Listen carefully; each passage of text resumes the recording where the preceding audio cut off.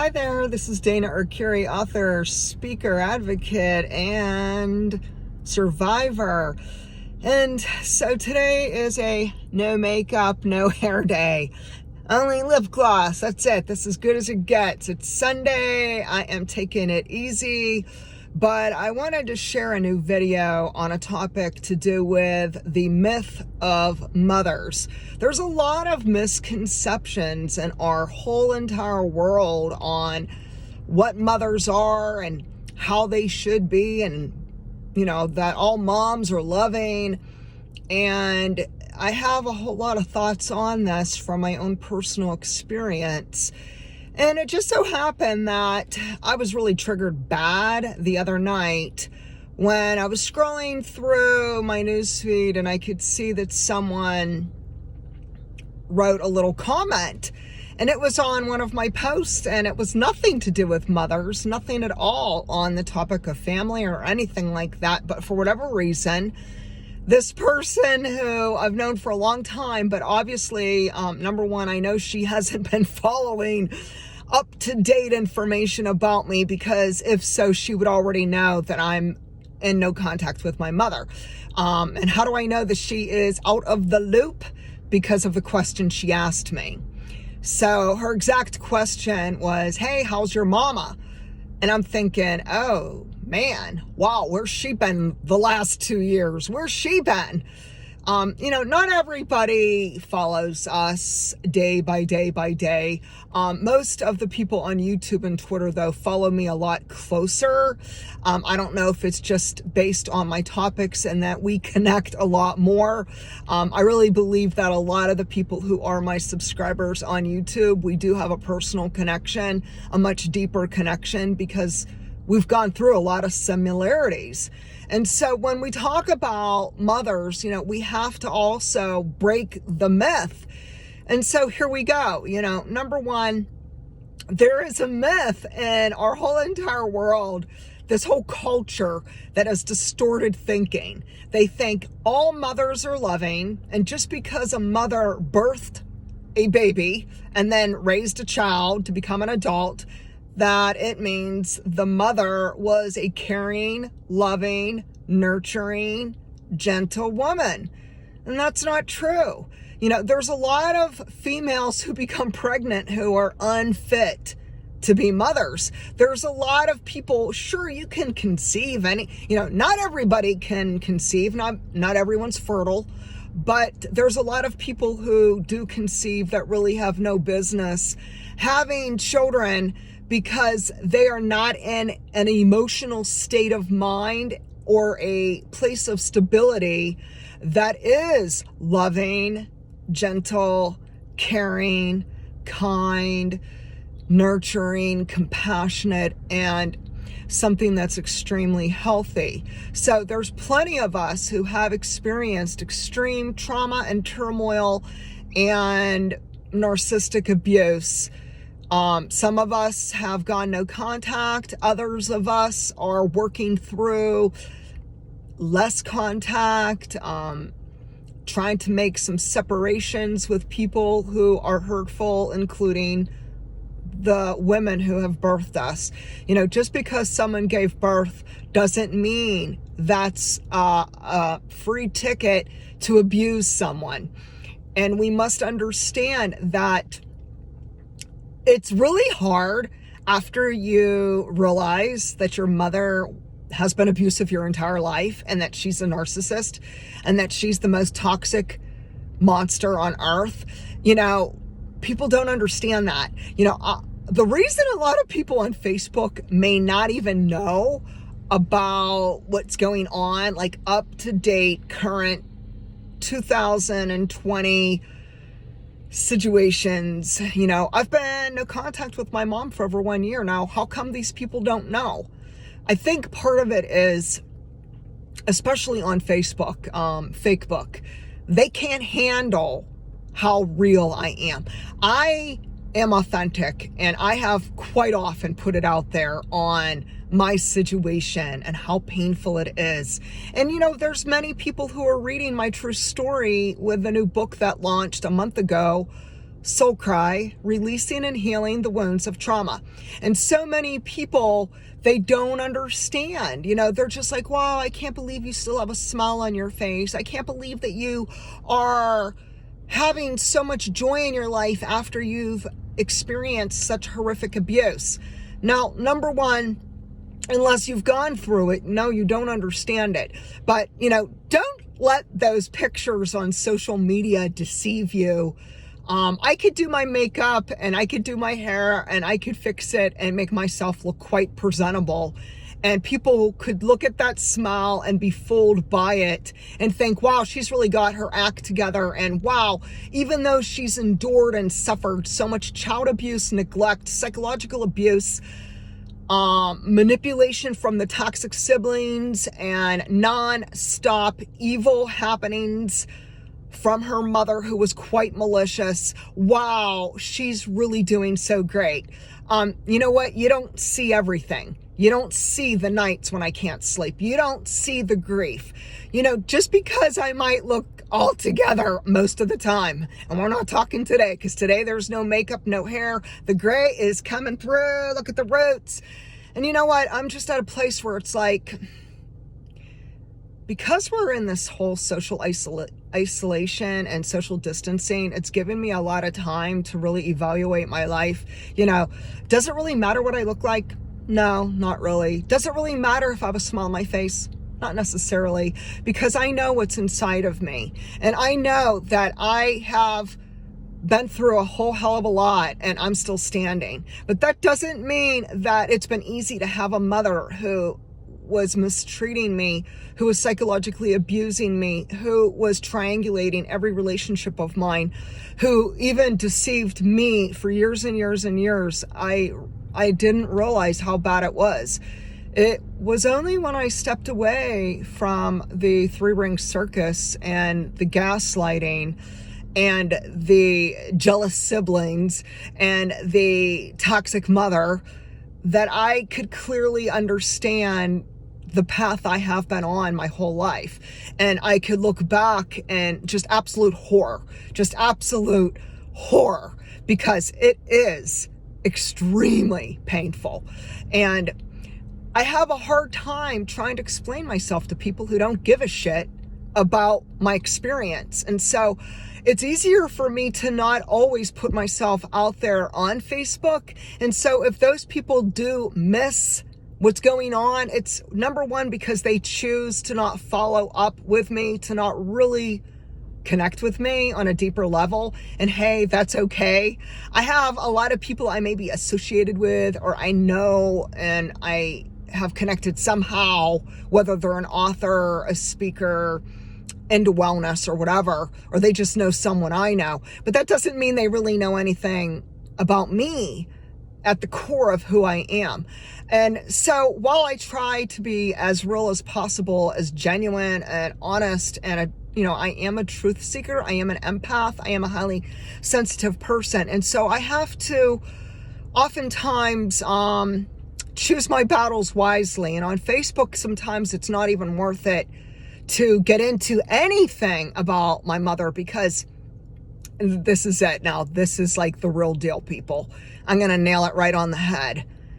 The reason why it's sometimes the most unsafe thing to share on Facebook that you went no contact with your mother is because people will blame you. They'll shame you. They'll tell you to forgive and forget fast. They'll accuse you of causing the problem. They'll say things that are absolutely horrendous, hurtful, and they're blaming the victim and totally missing everything. They're missing the point. The point is that when someone is abused, especially by a parent, whether it is a mother, a father, siblings, and what have you, you don't turn around and say to them, it's your fault. You don't say to them, oh, stop blaming them. Oh, just forgive them. Oh, just get over it. Oh, just move on. Wow. This is what I've been going through, people. This is why I don't always put myself out there on Facebook. This is why I have to unplug over and over and over and over and step away from the madness on that form of social media, because people are so disrespectful. They're judgmental. Facebook is the most unhealthy environment, and people do not meet you where you are at. So if today you are hurting, don't waste your breath on Facebook. Find another community. For me, my community is YouTube. My community is Twitter. My community is some people who have been through what I've gone through, or we've had very close similarities in our background, in our childhood, in our teen years and adult years. You know, some people have been through benzo hell. They've been through some volatile withdrawals, you know, and that's how we connected. Some people have been through fibromyalgia and chronic pain. Other people have been through complex PTSD or just regular PTSD, child abuse, narcissistic abuse, toxic siblings. They may have a mother wound or a father wound or both. They may have had parents who were physically present but emotionally and spiritually absent. You know, and the myth is that, you know, oh, your mother's so caring, and, you know, mothers, you know, just by nature, they're so caring and compassionate and loving. No, it's false, people.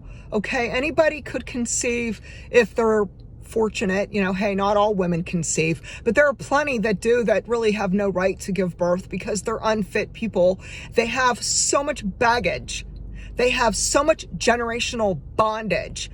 And they themselves have been traumatized and hurt so bad, and they are not willing to look at it, to awaken to their own abusive past, and to move forward to try to heal and recover from their own junk, that they just don't even have the right to try to form a family and to try to parent a child when they can't even parent themselves. Now, let's be honest. How many of us had to parent our parent? I know I did. How many of you were children and you had to grow up and grow up fast because your mother or your father were not there for you? They were either on a drinking binge, pill popping, men hopping. Oh yeah. Read my book, Soul Cry. You'll find all about my mother, who was a pill popper, a men hopper. Oh yeah. Jumping from bar to bar, man to man, job to job. And you know what? I was the child, the forgotten child. The one who was just kind of told to be quiet. Don't cry. Be a good girl and just shut up. And you know what? You can only be silent for so long. You can only be quiet for so long. You know, when you're a child, being silent is your survival skill. We learn so many different ways, and I'm not saying it's always healthy either, but hey, we're kids and we don't have help, and our parents are not there to parent us. And so we have to pick up the shattered pieces, the jagged pieces that have left bloody wounds and left us with a soul and a heart that's bleeding and aching and crying. And we are trying to pick up the pieces and to rebuild our lives. And for many, many years and generations, we are silent until one day we wake up. We realize that our mothers were not loving. They were not caring. They were not nurturing. Instead, they were manipulative. They did a lot of gaslighting. They did a lot of physical, emotional, spiritual, and for some people, sexual abuse. You know, everyone's story is different, but the psychological abuse is significant. We have to understand that it is mental torment to children. And the myth is that, you know, oh, your mother will be there for you. She'll support you. Bullshit. No, she wasn't there for me, except to beat me up. She was there to verbally lash out at me. She was there to tell me I wasn't enough. She was there to pick on me, my children, my husband, my career, my dreams, my purpose, and rip it to shreds to make me feel inferior.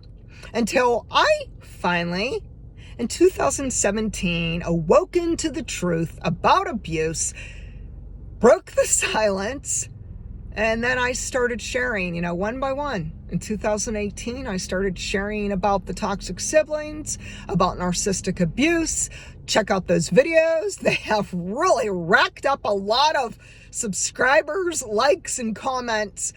And you know what? Here it is, people. You want to talk about the myth about mothers? The myth is that they're your friend. And I'm the first to say I was fooled. For years, I thought my mother was my best friend, and I found out later she's my enemy. She's not my friend. Because guess what? Friends don't stab you in the back with a knife. Friends don't triangulate your relationships. Friends don't maliciously tear you to shreds and try to destroy you. They don't have joy over making you unhappy and causing you pain. For someone to lash out and cause you pain and they love that and they get off on that, that is a sign of emotional abuse. It could very well be a sociopath. It's someone who's psychologically unstable and unhealthy and unfit to even be a parent. And understand you are not alone. So I wanted to just end with this. After getting triggered this week and trying to deal with my emotions, and trust me, it is a roller coaster of emotions. I am still processing grief. It's only been 1 year. It's only been 1 full year of going no contact with my mother, even though I've tried for 2 years. Trust me, it's not an easy thing to break those ties, especially when they keep calling you and calling you and calling you. Nevertheless, I finally hung tight, stood firm in my healthy boundaries, said no more, and ended it for once and for all. But that doesn't mean it's easy. That doesn't mean I don't cry. That doesn't mean I don't have times where I'm feeling extremely distraught or going through more trauma.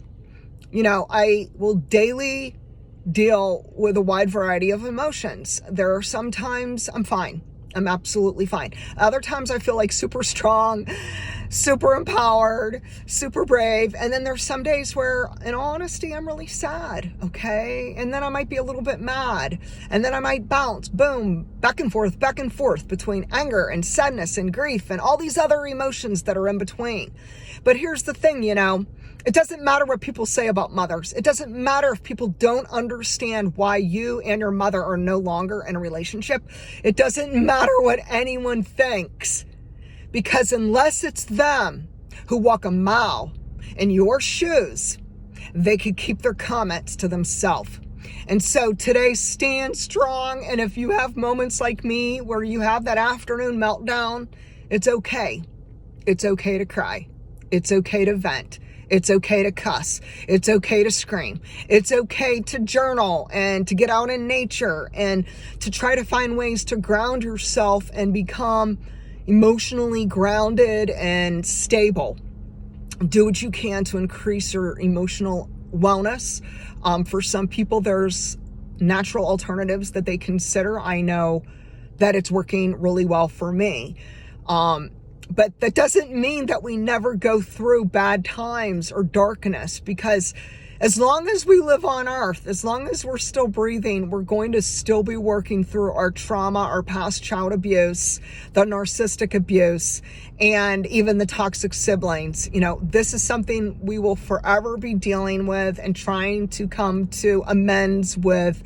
And I look forward to the day when I am at peace 100% and I no longer have negative emotions. I don't know if I'll ever get there. I don't know what tomorrow brings. I know that I'm a human being and human beings have emotions, and part of being a human is grieving the loss. It's a legitimate loss, especially if you were abused, traumatized, in any form or fashion. It's a normal human response to feel sad, to feel mad. Grief includes anger. It is a stage. Please do not say to anyone that they should be ashamed for being angry, because please educate yourself about grief and that anger is a stage. It's common to be outraged. You should be outraged over what your parents did to you or what those toxic siblings did to you. Or maybe it was for you, it was a narcissistic husband or a spouse, whoever. But let's not take it lightly. Let's try not to judge others. And let's allow ourselves to sit today wherever those emotions are. It's okay. No matter what you're doing. And even if you don't feel okay, it's okay to not be okay. We could be cool with that. And we could just give ourselves space to feel whatever we feel and understand that we're going to move through it. We're going to ride the wave because we will only heal it when we give ourselves permission to feel it. And today, if you want to share with me what myths you have heard about mothers, the misconception that they're loving and caring, if you'd like to share with me your own thoughts, feel free to do so. In the meanwhile, you could visit me at danaarcuri.com. Like, subscribe, share your stories with me, and God bless.